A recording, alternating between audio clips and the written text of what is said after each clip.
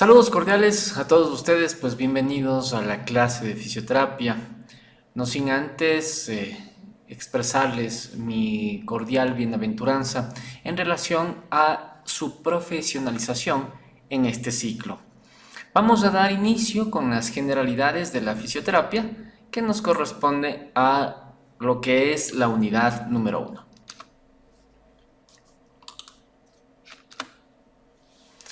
Dentro de las generalidades de la fisioterapia, es una rama de las ciencias de la salud que utilizan los agentes físicos, en este caso pueden ser elementos naturales o elementos artificiales, ¿de acuerdo? Para restaurar la función una vez perdida o evitar que se pierda en individuos o poblaciones. ¿Qué queremos decir con esto? Que la fisioterapia utiliza los elementos naturales o artificiales para que recupere una persona las funciones que pudo haber perdido. ¿En relación a qué? A una lesión, en relación a un daño a nivel cerebral, en relación a un daño traumatológico, en relación a una operación, ¿de acuerdo? Entonces, todo lo que es fisioterapia relacionado a lo que tiene que recuperar su capacidad la persona, estaría particularmente dado como un punto de partida en la fisioterapia. ¿De acuerdo? La OMS, la Organización Mundial de la Salud, la define como la ciencia del tratamiento a través de los medios físicos, ejercicio terapéutico, masoterapia y electroterapia. Hay que estar claros de que la Organización Mundial de la Salud está enfocando al tratamiento a través de los medios físicos, del ejercicio terapéutico, la masoterapia y la electroterapia. ¿Ok? Lo que nos faltaría en este caso es conocer el ejercicio terapéutico y por obvias razones lo que corresponde a la electroterapia. Se la debe considerar también como la medicina física, la misma que comprende el empleo de todos los agentes físicos disponibles en los diferentes aspectos de la medicina y diagnóstico. En este caso, podría ser terapéutico y también preventivo. Muy importante recordar también que dentro de los aspectos de diagnóstico y dentro de los aspectos de terapéuticos hay diferencia. Por ejemplo, dentro de los agentes físicos que se utiliza para el diagnóstico podría estar el electroencefalograma, ¿sí? Podría estar el ultrasonido para imagen. Sin embargo, dentro de lo terapéutico consideraríamos que el electroestimulador es netamente terapéutico o el ultrasonido terapéutico, entre otros, lógicamente, ¿no? Existen autores que determinan que la medicina física debe abarcar aspectos de diagnóstico y de tratamiento. Hay quienes la consideran solamente como tratamiento. En este caso, ejemplo, es la medicina física según Kruse. Hay que recordar que la medicina física o la fisioterapia, ¿sí?, está remontada a nivel de la historia hace mucho tiempo atrás. ¿De acuerdo?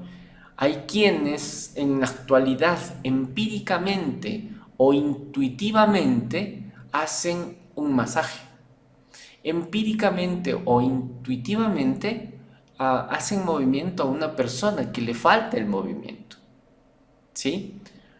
Eso no quiere decir que las personas o dentro de la historia no hubo personas inquietas y que quisieron lógicamente manejar desde ese punto de vista. Entonces, en la antigüedad, los hombres aplicaban a los agentes físicos con el fin de adquirir fuerza, destreza, salud y belleza. ¿Ok? Por obvias razones, dentro de los factores de adquisición de fuerza, dentro de la salud, dentro de la destreza, estaría enfocado al querer tener más de lo que ya podían haber tenido, ¿verdad? Distintas civilizaciones han utilizado los ejercicios corporales como medio preventivo y curativo.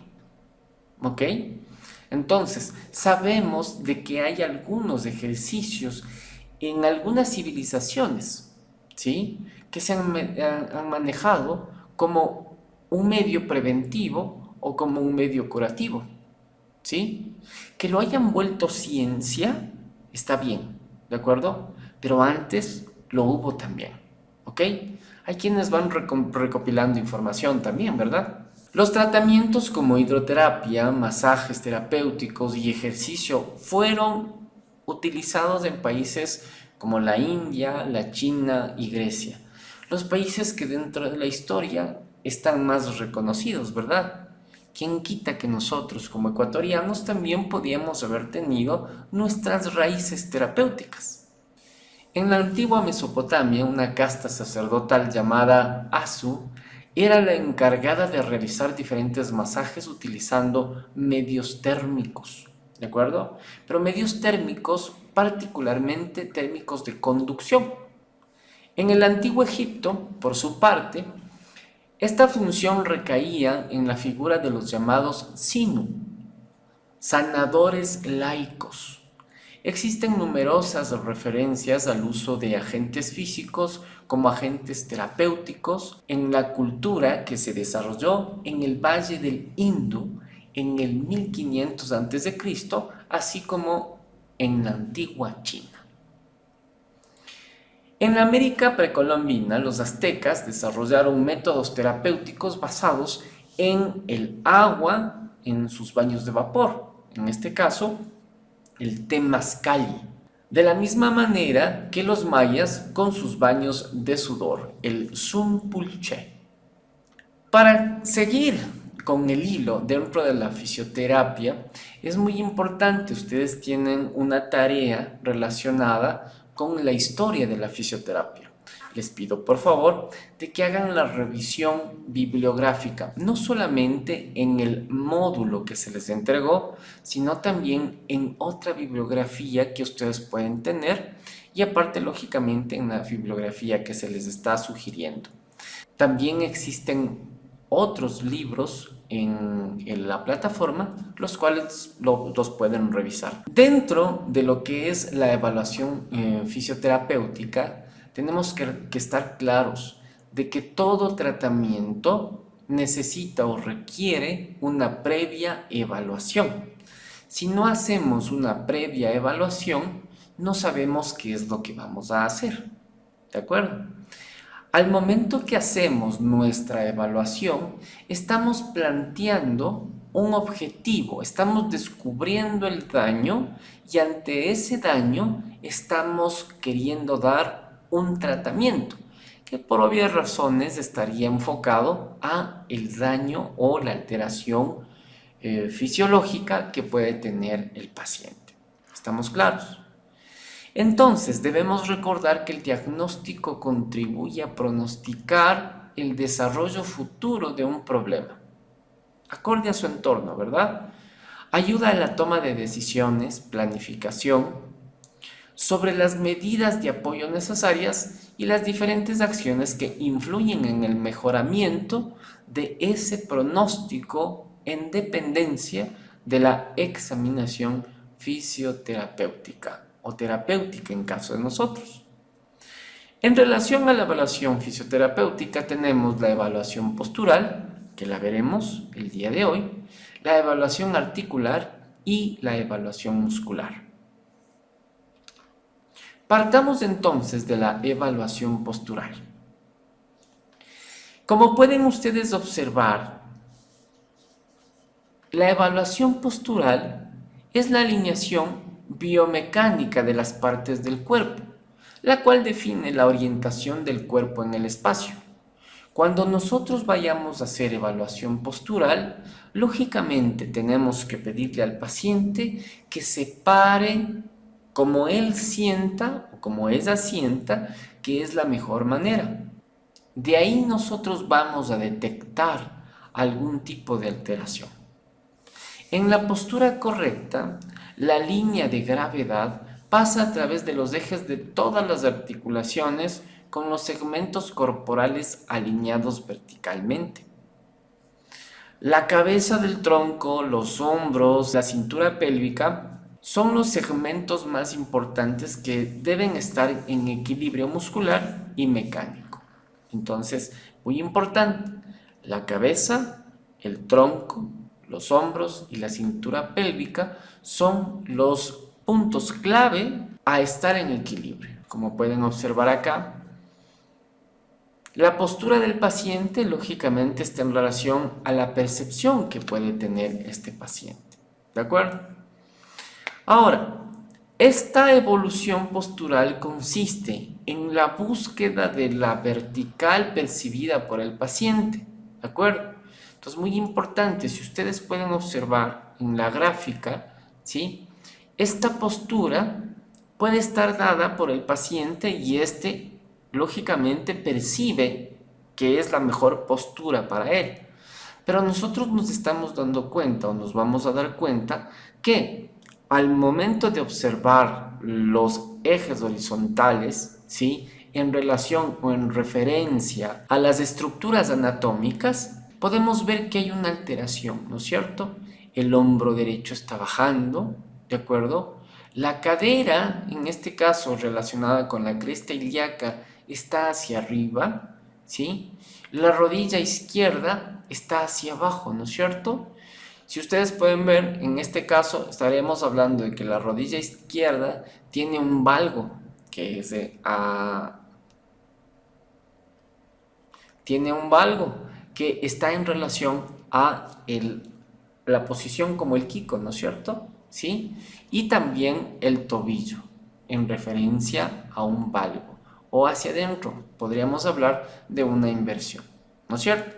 Por eso, dentro de la evaluación postural, se busca estar de pie porque, lógicamente, es el pilar fundamental de la persona. Claro, esta evaluación postural no podemos hacer a personas con discapacidad, salvo el caso que esta persona tenga una discapacidad leve y pueda, por obvias razones, ponerse en pie de forma individual. No puede tener ayuda extra, ¿de acuerdo? Y claro, esto nos va a ayudar a determinar un ojo postural. Nosotros como terapeutas tenemos que ver y decir, esto está alterado, ¿sí? Por ejemplo, el momento que nosotros observamos a una persona que está, en este caso, en la vertical adecuada, pues por obvias razones vamos a decir, esta persona no tiene alteraciones. Sin embargo, si es que vemos a una persona que tiene alteraciones, lógicamente a la vertical, ¿sí? Haciendo referencia a los puntos anatómicos, ¿sí? Por obvias razones vamos a decir, tenemos una alteración y tenemos que observarle, tenemos que ver, ¿sí?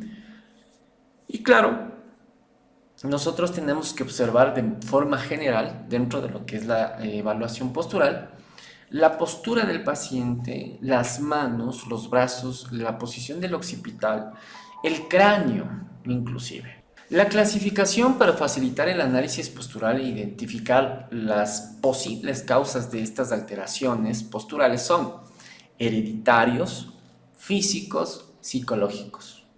Hereditarios quiere decir que lógicamente lo heredaron posiblemente de sus padres, de sus abuelos, ¿de acuerdo? Físicos relacionados por obvias razones a la actividad física que puede hacer. O puede estar relacionado con el sedentarismo, o puede estar relacionado con un deporte específico que puede hacer, o puede estar relacionado con el trabajo en relación a lo físico. Y en relación a lo psicológico, por obvias razones, una persona que está desmotivada, una persona que está triste, regularmente, ¿cómo se encuentra?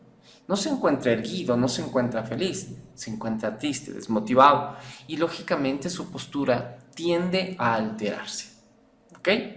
Entonces tenemos que estar claros en referencia a cuál sería, en este caso, el causal de esta alteración postural. Porque todos deberíamos tener una postura adecuada, una postura normal, ¿verdad? Pero siempre hay alteraciones y pues tenemos que indagar. ¿Qué instrumentos utilizamos para la valoración de la postura? Tenemos la cuadrícula o la hoja de cuadrícula, la cual la podemos observar en la parte posterior. Podríamos utilizar una cuadrícula mandando a hacer una gigantografía de cuadrícula que nos favorecería mucho. También se utiliza una base de espejo en lo cual pueden poner un vidrio y hacen las cuadrículas, o pueden también poner un espejo y se puede realizar las cuadrículas. Lo importante en este caso para poder determinar adecuadamente es que los cuadros de la cuadrícula todos sean iguales, ¿de acuerdo? Con eso no tendríamos alteración. ¿Sí estamos claros? Muy, muy importante eso. También tenemos la plomada, que forma parte de un instrumento de valoración de postura.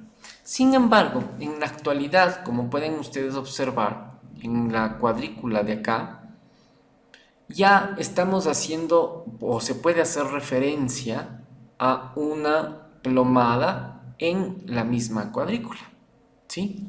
Esto es muy importante recordarlo.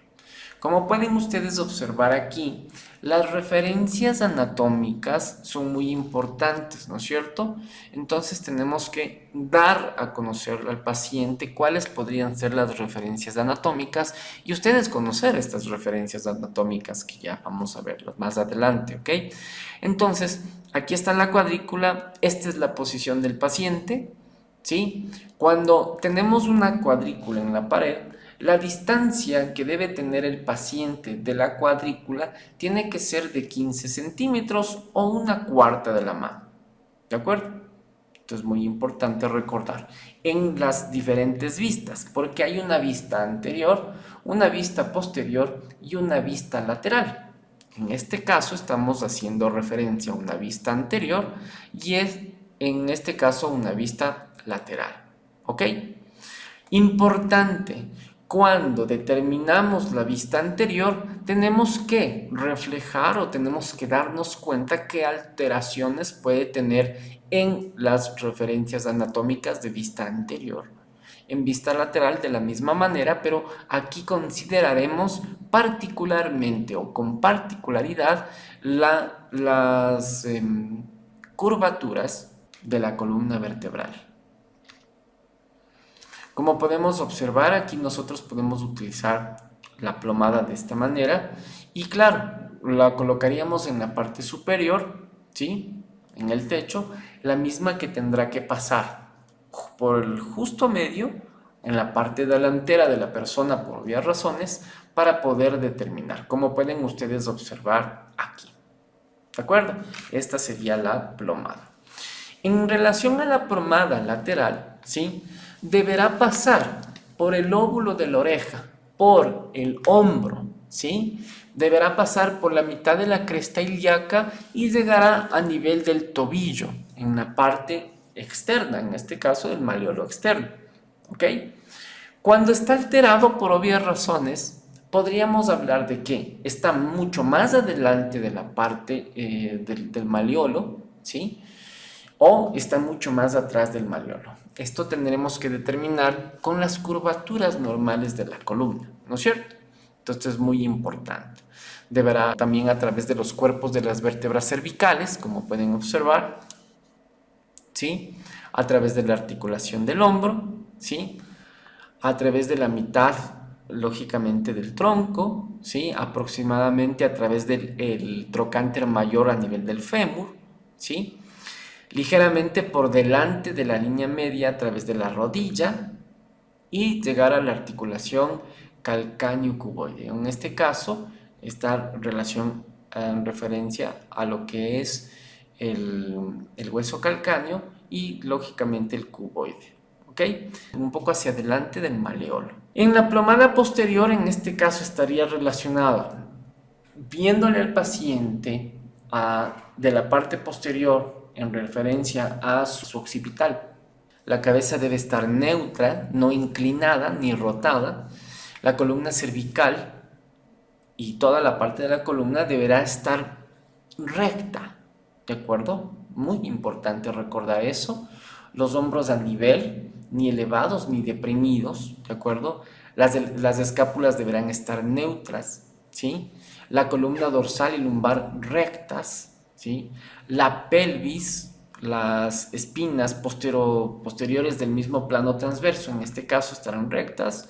La cadera estará neutra, la cadera estará neutra, y las extremidades inferiores rectas. Ni en valgo ni en varo. Aquí, como pueden ustedes observar, ¿no? A nivel de rodillas, no podría estar en valgo, como les decía hace un momento, o en varo. En valgo estaríamos relacionando a una X y en varo a un paréntesis. Esto sería lo normal, ¿de acuerdo? Esto en las vistas posteriores, ¿de acuerdo? Y claro, en relación de la plomada, ahora vamos a ver en relación a las vistas que podemos ver y las referencias anatómicas que podemos tener, ¿de acuerdo? Entonces, se puede analizar en las vistas anterior, posterior y lateral, ¿ok? Ahora, en caso de la vista anterior, como pueden ustedes observar, son diferentes puntos de referencia, ¿sí? Hay quienes hacen referencia a los ojos, a la altura de los ojos, hay quienes hacen referencia a lo que es los oídos, ¿de acuerdo? Al pabellón auricular, ¿sí? Hay quienes hacen referencia a la articulación acromioclavicular a nivel del hombro. Hay quienes hacen referencia a las axilas, hay quienes hacen referencia a lo que corresponde las mamas en caso de las mujeres y en caso de los hombres a nivel de los pectorales, por obvias razones. Se hace referencia en vista anterior a lo que son las crestas ilíacas, también hacen referencia a los pliegues de los codos, ¿de acuerdo? Hacen referencia a la altura de los dedos, hacen referencia a lo que corresponde a las rodillas y también a los tobillos. Esto en vista anterior. Dentro de la vista posterior, como pueden ustedes observar, se ve en la parte posterior por obvias razones, ¿no? Hacemos referencia a los oídos, ¿sí? Se hace referencia también a nivel de lo que es el hueso occipital. Recuerden que esto es importante también porque puede haber algún tipo de alteración en ese sector a nivel craneal. También se considera los hombros haciendo relación a las articulaciones acromioclaviculares. Hace referencia, también muchas hacen referencia a lo que corresponde a los omóplatos, también se hace referencia a las crestas ilíacas posteriores superiores, a los codos también, ¿de acuerdo? Hace referencia también a lo que corresponde a los pliegues glúteos, ¿sí? Que es muy importante, muchas de las veces esto se detecta que puede haber algún tipo de alteración de cadera, ¿no? Hace referencia a lo que es las cavidades popliteas y también en relación a lo que corresponden los maleolos, ¿de acuerdo? A nivel de los tobillos. Y la vista lateral hace particularmente referencia a las curvaturas que puede tener, ¿no es cierto? Podría estar en este caso la región cervical o la cabeza hacia adelante, lo cual ya podría determinarnos una rectificación. Ahí determinamos si es que existe una hiperlordosis cervical o una hipolordosis cervical, o también ya en referencia a lo que es la región dorsal, una hipercifosis dorsal o una hiposifosis dorsal. Igual de la misma manera una hiperlordosis lumbar o una hipolordosis lumbar, y de la misma manera una hipo o hiper cifosis sacrocoxígea. ¿Ok? Entonces es muy importante recordar lo que vamos a ver. Entonces, en la vista anterior se refiere a la interrelación que existe entre un plano y su observación directa para el análisis de diferentes patologías preexistentes en el aparato locomotor. ¿Ok? Lo primero es que la línea de observación pasará por el centro del cuerpo dividiéndolo en dos hemicuerpos en caso de la vista anterior, ¿de acuerdo? ¿Sí? Como podemos observar en este sector. Esto ya es una evaluación postural computarizada, ¿de acuerdo? Lo cual ya tiene mayores pormenores. Sin embargo, nosotros también podemos manejarlos en relación a lo que tenemos a nuestro alcance, ¿no? tenemos a nuestro alcance.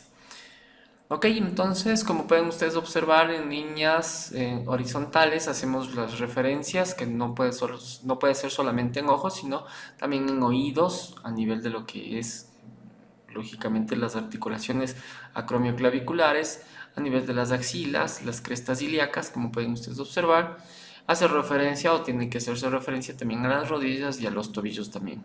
En vista anterior, entonces, si es que se encuentra alterado, si es como vimos hace un momento, si es que se encuentra alterado tanto en descenso como en ascenso, uno de los dos lados, por obvias razones tengo que buscar, tengo que indagar qué es lo que está sucediendo. ¿De acuerdo? Podría estar relacionado con una contractura muscular, podría estar relacionado con un accidente que puede haber tenido el paciente, podría estar relacionado con una enfermedad neurológica, una hemiplegia, por ejemplo. Entonces, esto es importante destacar para que ustedes tengan una visión general de la persona en relación a lo que se hace el proceso evaluativo, ¿no es cierto? La cabeza estará alineada con respecto al tórax, que se va a observar, y la cabeza levantada sin desviación notable hacia ninguno de los dos lados, ni en lateralización ni en rotación de la misma. ¿Ok? La simetría facial es importante porque podría estar dada una parálisis facial, lo cual nos determinaría una alteración. ¿De acuerdo? Nivelación de los hombros, tiene que estar nivelados. El tórax, en este caso las clavículas deben estar en forma horizontal y simétricas. Debe existir la nivelación de las crestas ilíacas, la orientación espacial de las rodillas, la alineación del pie a la altura de los arcos longitudinales mediales y la alineación de los dedos de los pies también es importante, y presencia de callosidades en los dedos de los pies por obvias razones en caso de que ustedes quieran ya ir un poco más allá. Dentro de la vista posterior, como ustedes pueden ver en la gráfica, ¿sí? La cabeza y el cuello mide la línea de la gravedad a través de la frente, nariz y barbilla, lógicamente, que divide la cabeza en dos partes iguales, ¿no? Una derecha, una izquierda, en un corte relativamente sagital. Digo relativamente porque estamos haciendo una vista posterior, ¿no? ¿Verdad? El tronco, la línea de gravedad debe dividir el tronco en dos partes iguales. No se debe presentar escoliosis. ¿Sí? La escoliosis es una curvatura anormal. Lo normal, lógicamente, es esto, que esté recto, ¿de acuerdo? Igual en referencia a las apófisis espinosas, ¿de acuerdo? Entonces, si es que hay una escoliosis, esto estará en desviación, lógicamente, puede ser hacia el lado izquierdo o hacia el lado derecho, ¿ok? Esto es muy importante. En la columna cérvico-toracolumbar tampoco debe existir una inclinación lateral de la pelvis. ¿Esto qué quiere decir? Que la pelvis no tiene que estar ni hacia arriba, en este caso la pelvis izquierda no debe estar hacia arriba y la derecha hacia abajo, sino así como están, alineada. Eso es lo normal. Todo alineado es lo normal.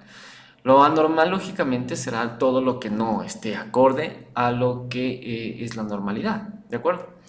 Las extremidades superiores, en este caso las articulaciones, deben estar siempre alineadas. Por ponerles un ejemplo, a nivel de los codos, ¿de acuerdo? Podría determinarse que un codo está mucho más abajo que el izquierdo, a pesar de que estamos claros de que muchas veces un lado, en todas las personas tenemos un lado como que un poco más grande que el otro, ¿de acuerdo? Y las extremidades inferiores, la cadera debe estar en rotación neutra, la tibia debe estar a máximo de 15 grados de rotación externa, la patela, en este caso la rótula, y los dedos pueden estar apuntando más adelante. ¿De acuerdo? Entonces es muy importante, como pueden ustedes observar, los pies están relajados relativamente a unos 15 grados, como pueden ustedes observar en las gráficas. ¿Ok? La vista lateral, como ya lo dijimos hace un momento, tendrá que hacer referencia, tendremos que pasar por el oído a nivel de lo que es la plomada particularmente, ¿no?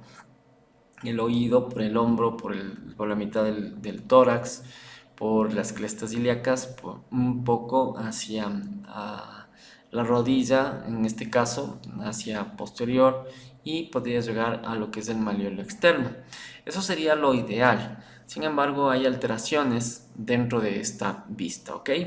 Para el análisis lateral o el plano sagital se debe identificar los puntos superficiales que coinciden con la línea de la plomada. Entonces tenemos que hacer coincidir con la línea de la plomada. La cabeza y el cuello, la línea de gravedad pasa a través del lóbulo de la oreja, anterior a la articulación atlanto-occipital y posterior al resto de la columna cervical.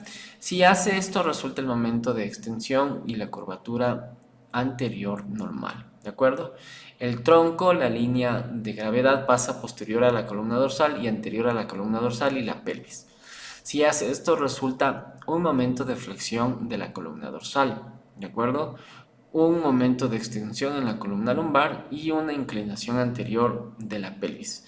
¿Qué quiere decir con esto? En este caso estamos haciendo referencia a lo que en el tronco puede suceder, a lo que en la cabeza puede suceder. Si estamos claros, entonces, si es que estamos hacia adelante, estamos hacia una flexión, y si estamos hacia atrás, estamos hacia una extensión. ¿De acuerdo? La extremidad superior, la línea de gravedad pasa a través de la articulación glenohumeral, ¿de acuerdo? En las extremidades inferiores, la línea de gravedad cae posterior a la cadera y anterior a las articulaciones de la rodilla y del tobillo, resultando en un momento de extensión de la cadera y de la rodilla en un momento de dorsiflexión del tobillo. ¿Ok? Esto no tenemos que hacernos mucho problema en relación. Si estamos hacia atrás, lógicamente estamos hablando de una extensión, y si estamos hacia adelante estaríamos hablando de una flexión, a nivel de rodilla particularmente, ¿no es cierto? Entonces esto es muy importante. Y lo que debemos observar, lo importante, es la inclinación hacia uno de los lados, en caso de una vista anterior o posterior, de un segmento, lógicamente, corporal, o todo el cuerpo de la persona, y ver si se acompaña de una rotación, ¿de acuerdo? Los hombros nivelados y simetría de la masa muscular de los músculos trapecios y de todos los músculos, ¿de acuerdo? No es que un lado tiene que ser mucho más corpulento que el otro, ¿sí? Es muy posible que, por ejemplo, siendo diestro, usted sea más fuerte o tenga la musculatura un poco más voluminosa que la del lado izquierdo, ¿de acuerdo? Sí, pero no tiene que ser una diferencia garrafal, ¿de acuerdo? Tiene que ser una diferencia que se considere, pero no una diferencia muy fuerte. Y aparte de eso, si la fuerza del lado que está con menos volumen muscular es mucho menor, pues lógicamente algo está sucediendo por ahí, ¿ok? Los hombros nivelados y simetría de la masa muscular, como decíamos, las escápulas aladas, en aducción elevadas o deprimidas, simétricas o asimétricas. Las escápulas tienden a estar en su normalidad ahí, ¿no es cierto? Considerar que son aladas es como que están hecho alas, ¿de acuerdo? Tanto interior como exterior. Si estamos claros, esto es muy importante recordar, ¿sí? Deben ser simétricas, no la una más abajo y la otra más arriba, en caso de las escápulas, ¿de acuerdo? Alineación rectilínea de la columna vertebral se valora con la ayuda de la línea de la plomada, que es muy importante, ¿no? Nivelación de las espinas ilíacas, que es importantísimo. Nivelación de los pliegues glúteos, ¿sí? Rodilla, nivel de los pliegues popliteos, también muy importantes. Tamaño y simetría de las pantorrillas, también muy importante. Alineación de los tobillos, deben estar alineados. Y en este caso determinar si es que hay alteraciones posturales, después de haber revisado todo. Entonces, ante eso, nosotros podemos tomar una fotografía. Lo importante de la toma de la fotografía debe ser que estemos al nivel, ¿sí?, del paciente para poder tener una toma adecuada. ¿Sí? ¿Estamos claros? ¿Por qué hago referencia a este paciente? Porque este paciente o esta paciente tuvo una luxación del tobillo y hicimos referencia a las alteraciones que por una alteración de tobillo, en este caso por una lesión de tobillo, tenía un esguince grado 2, ¿de acuerdo? Se alteraba toda su columna particularmente, ¿no? Esta es la plomada, ¿de acuerdo? Como pueden ustedes observar, pasa por la línea media a nivel occipital, a nivel de la primera dorsal, ¿de acuerdo? Que es la más prominente, ¿sí? Pero ya comienza a haber o existir desviación, si ustedes se dan cuenta por acá. Vamos a ponernos un poquito de puntero. Si ustedes se dan cuenta, miren, ya la columna se pasa por un lado y está yendo totalmente hacia el lado izquierdo, ¿no es cierto? De la misma manera, en este caso estamos justificando que la cresta ilíaca derecha está más hacia arriba que la cresta ilíaca izquierda, por obvias razones. Está una férula, ¿de acuerdo? Para evitar el movimiento, ¿sí? Si ustedes pueden observar, la parte de lo que son los hombros, ¿sí? Son simétricos, los oídos son simétricos, pero ya vamos comenzando a tener alteraciones a nivel de las crestas ilíacas, a nivel de los pliegues glúteos, a nivel de la cavidad poplitea. Como pueden ustedes observar, lógicamente la cavidad poplitea del miembro inferior derecho es mucho más hacia arriba, ¿de acuerdo?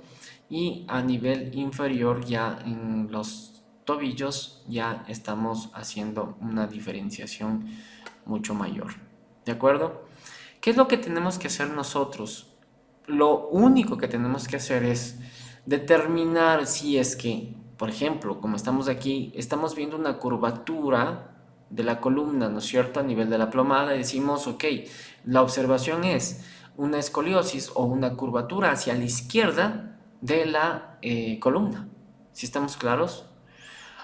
En este caso, a nivel de las crestas ilíacas, lo demás es normal, ¿no? Relativamente normal.